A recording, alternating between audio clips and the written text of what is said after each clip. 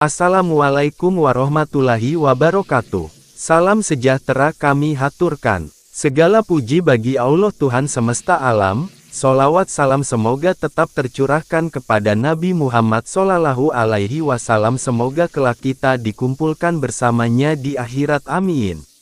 Saudaraku yang dirahmati Allah, Imam Al-Ghazali dalam Ihya Ulumuddin menggambarkan betapa berbahayanya ghibah. Ia adalah dosa yang seringkali dianggap sepele, padahal ia mampu menghapus amal-amal kebajikan seperti api yang melahap kayu kering. Mengapa ghibah terasa manis di bibir? Karena lidah manusia cenderung menikmati menceritakan aib orang lain. Ada rasa lega, ada kepuasan batin semu ketika kita menyingkap keburukan saudara kita. Namun, Al-Ghazali menegaskan, apa yang terasa manis itu sebenarnya adalah racun yang tersembunyi. Allah Ta'ala berfirman dalam Al-Quran, "Dan janganlah sebagian kamu menggunjing sebagian yang lain. Sukakah salah seorang di antara kamu memakan daging saudaranya yang sudah mati? Maka tentulah kamu merasa jijik kepadanya." Quran Surat Al-Hujurat 12. Ayat ini menjadi penegasan bahwa ghibah hakikat sama dengan memakan bangkai saudara kita sendiri. Bayangkan, andai benar-benar dihadapkan pada bangkai manusia, tidak ada seorang pun yang sanggup memakannya. Namun anehnya, dalam bentuk ucapan, banyak lidah yang merasa nikmat melakukannya. Mengapa ghibah terasa nikmat? Imam Al-Ghazali dalam Ihya Ulumuddin menjelaskan bahwa ghibah muncul dari penyakit hati, iri, dengki, sombong, atau sekadar ingin merendahkan orang lain agar diri sendiri tampak mulia. Ketika hati kotor, lidah pun menjadi senjata yang menebarkan racun. Ada orang yang ghibah karena iri, ia ingin menjatuhkan orang lain. Ada yang ghibah karena marah, lalu melampiaskan dengan kata-kata buruk. Ada pula yang ghibah karena sekadar ingin menghibur diri, menjadikan aib orang lain sebagai bahan obrolan yang mengundang tawa. Padahal, semua itu hanya manis sesaat. Sama seperti seseorang yang memakan makanan beracun dengan rasa lezat di awal, namun akhirnya tubuhnya tersiksa. Begitulah ghibah, lezat di lidah, pahit di akhirat. Ghibah dan kebangkrutan di akhirat. Rasulullah bersabda, "Tahukah kalian siapa orang yang bangkrut?" Para sahabat menjawab, "Orang yang bangkrut adalah orang yang tidak punya dirham dan harta." Beliau bersabda, "Sesungguhnya orang yang bangkrut dari umatku adalah orang yang datang pada hari kiamat dengan membawa pahala salat, puasa, dan zakat, tetapi ia datang pula dengan membawa dosa mencela, menuduh, memakan harta orang lain, menumpahkan darah, dan memukul. Maka diberikanlah kebaikan-kebaikannya kepada orang-orang yang pernah ia zalimi. Jika kebaikannya telah habis sebelum selesai tuntutan mereka, maka dosa-dosa mereka diberikan kepadanya, lalu ia dilemparkan ke dalam neraka." Hadis riwayat Muslim. Inilah nasib para penggibah. Amal-amal yang selama ini dikumpulkan dengan susah payah akan berpindah ke orang yang ia bicarakan. Seakan-akan, pahala sholat tahajud, pahala puasa sunnah, pahala sedekah, semua dihadiahkan untuk orang yang aibnya pernah ia buka. Bukankah ini kerugian yang tak tertandingi? Maka, saudaraku, waspadalah. Jangan tertipu dengan manisnya ghibah di bibir. Karena di hadapan Allah, ia adalah racun yang mematikan, yang kelak akan membuat penyesalan tak bertepi. Imam Al-Ghazali mengingatkan kita agar menjaga lidah, sebab lidah adalah cermin hati. Bila hati bersih, lidah akan menebar kebaikan. Tapi bila hati kotor, lidah akan menebarkan fitnah dan ghibah. Saudaraku yang dicintai Allah, Imam Al-Ghazali dalam Ihya Ulumuddin menjelaskan bahwa ghibah itu bukan hanya sekadar membicarakan keburukan orang dengan lisan. Ada banyak bentuknya, bahkan sebagian terjadi tanpa kita sadari. Karena itu, beliau menegaskan bahwa ghibah adalah dosa yang sering tersembunyi di balik kebiasaan sehari-hari. Jenis-jenis ghibah menurut Al-Ghazali. 1. Ghibah dengan lisan. Ini yang paling umum, menyebutkan aib orang lain dengan kata-kata. Bisa tentang fisik, akhlak, pekerjaan, atau keluarganya. Misalnya berkata, dia itu malas sholat, kulitnya hitam, atau anaknya nakal. Semua itu termasuk gibah, meski benar adanya. 2. Gibah dengan isyarat dan gerakan. Gibah tidak selalu berupa kata.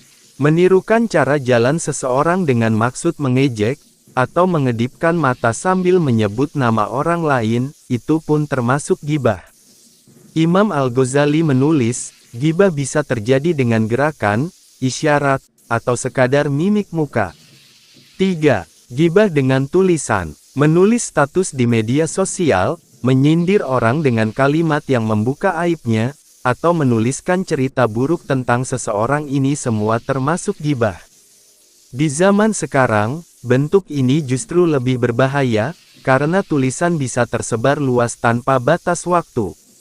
4. Gibah dengan perasaan senang atas aib orang.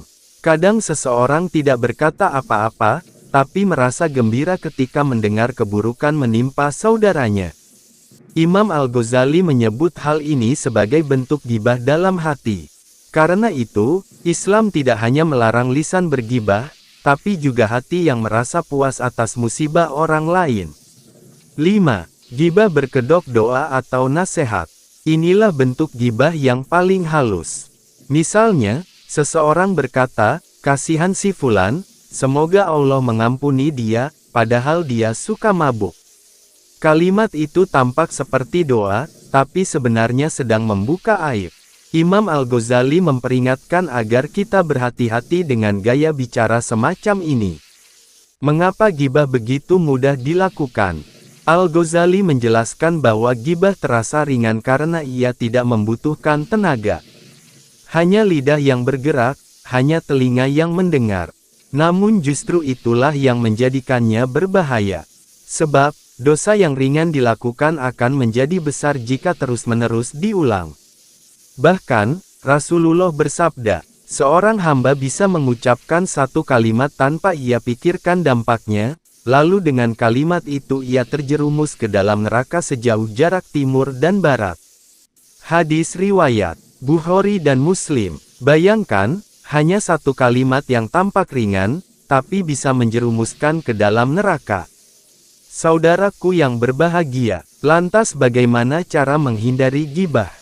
Imam Al-Ghazali memberikan beberapa resep agar kita bisa menjauhi gibah. 1. Ingat bahwa setiap ucapan dicatat oleh malaikat.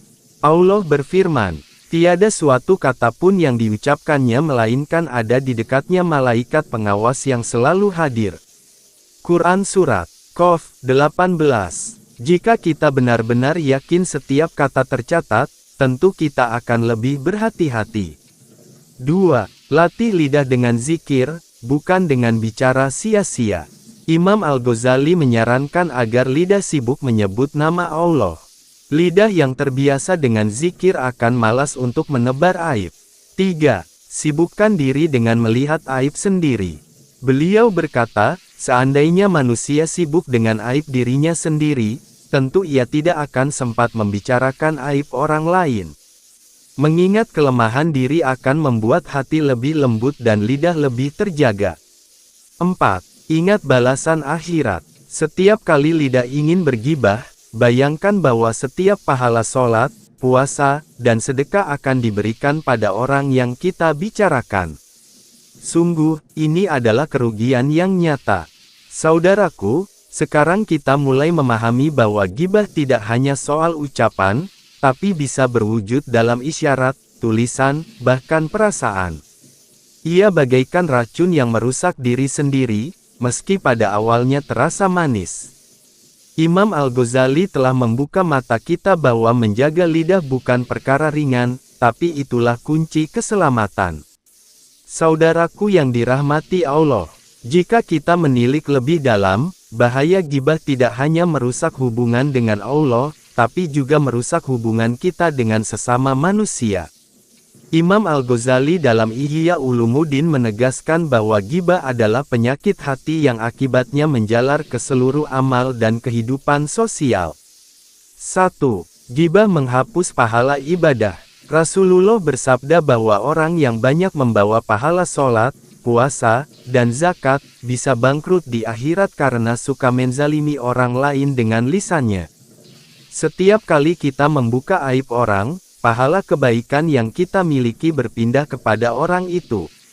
Bayangkan, seseorang yang rajin tahajud bertahun-tahun, tapi semua pahala sholatnya berpindah pada orang yang ia gibahkan. Seorang yang bersedekah besar-besaran, tetapi semua pahalanya menjadi milik orang yang ia bicarakan keburukannya. Imam Al-Ghazali memberi perumpamaan. Gibah itu seperti seorang yang mengumpulkan harta banyak untuk kemudian dihadiahkan kepada musuhnya. Tidakkah ini sebuah kerugian besar? Kita letih beribadah, tapi justru pahala itu menjadi bekal orang lain, sementara kita tinggal dengan kebangkrutan amal. 2. Gibah menumbuhkan permusuhan dan perpecahan.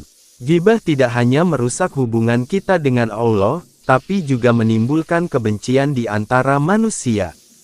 Orang yang digunjing tentu akan sakit hati jika mendengarnya. Orang yang mendengar gibah akan kehilangan rasa hormat kepada saudaranya. Orang yang terbiasa bergibah akan dijauhi karena lisannya dianggap berbahaya. Inilah mengapa Rasulullah bersabda, seorang muslim adalah saudara bagi muslim yang lain. Ia tidak boleh menzaliminya, tidak boleh mendiamkannya, dan tidak boleh menghinakannya. Hadis riwayat Muslim. Dengan gibah, kita telah menghina saudara kita di belakangnya, dan itu adalah bentuk penghinaan yang lebih menyakitkan daripada di depan wajahnya. 3. Gibah merusak hati dan jiwa. Imam Al-Ghazali menekankan bahwa gibah bukan sekadar dosa lisan, melainkan cerminan penyakit hati. Hati yang kotor karena iri, dengki, sombong, atau marah akan mudah menggerakkan lidah untuk membuka aib orang lain.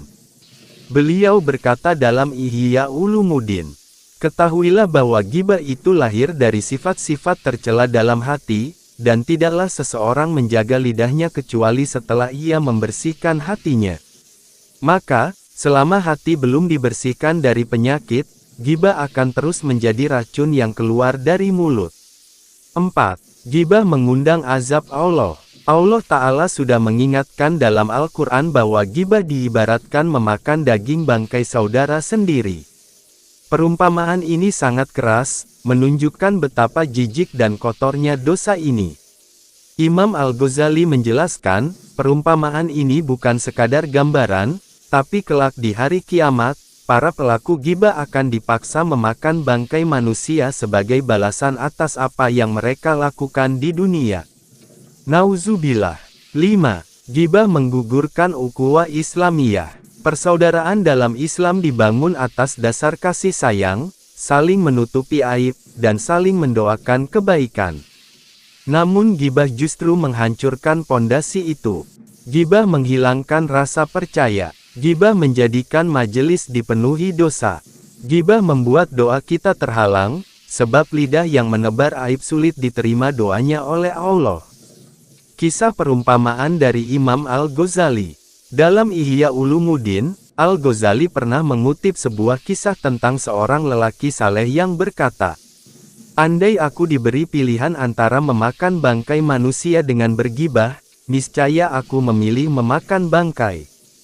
Sebab memakan bangkai hanya dosa terhadap Allah, sementara gibah adalah dosa terhadap Allah dan juga terhadap hambanya. Perkataan ini menunjukkan betapa beratnya gibah, karena selain mengundang murka Allah, ia juga menimbulkan luka dalam hati sesama manusia. Saudaraku, bahaya gibah begitu luas, menghapus pahala, merusak hubungan, mengotori hati, dan mengundang azab Allah.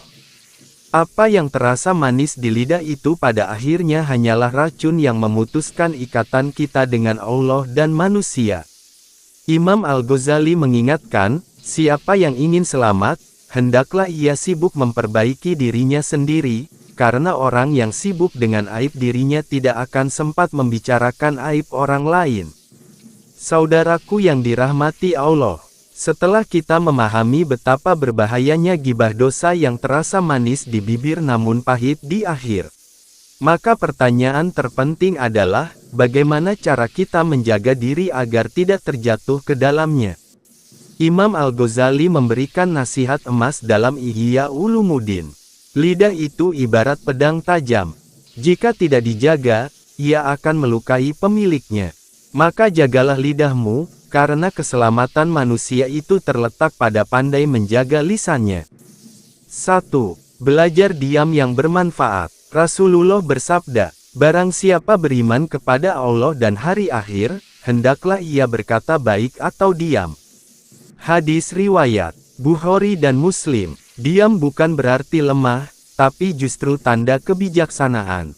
Diam lebih baik daripada mengucapkan kata yang berbuah dosa.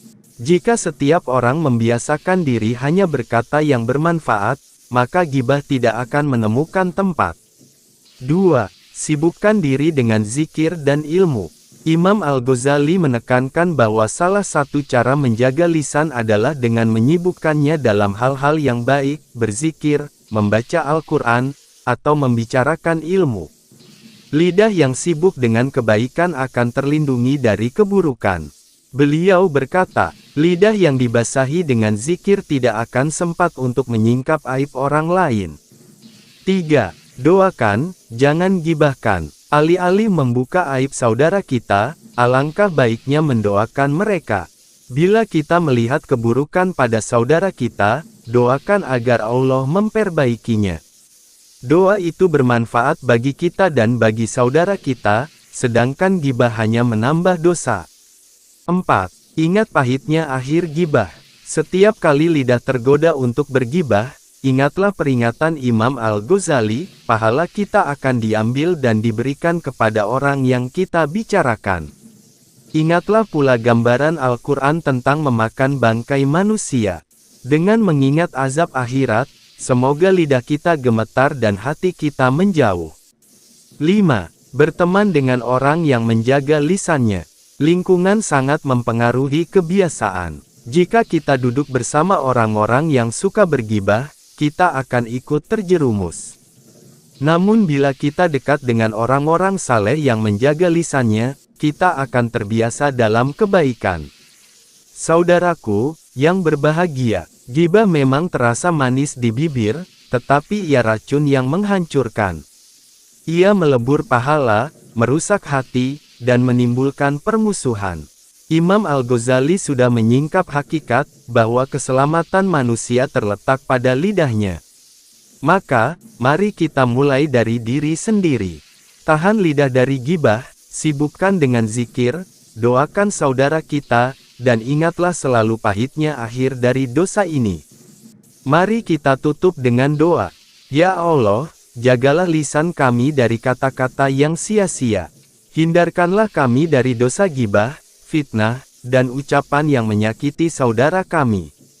Jadikanlah lidah kami senantiasa basah dengan zikir-Mu, sibuk dengan kebenaran, dan jauh dari kebatilan. Amin ya Rabbal Alamin. Sekian terima kasih. Wassalamualaikum warahmatullahi wabarakatuh.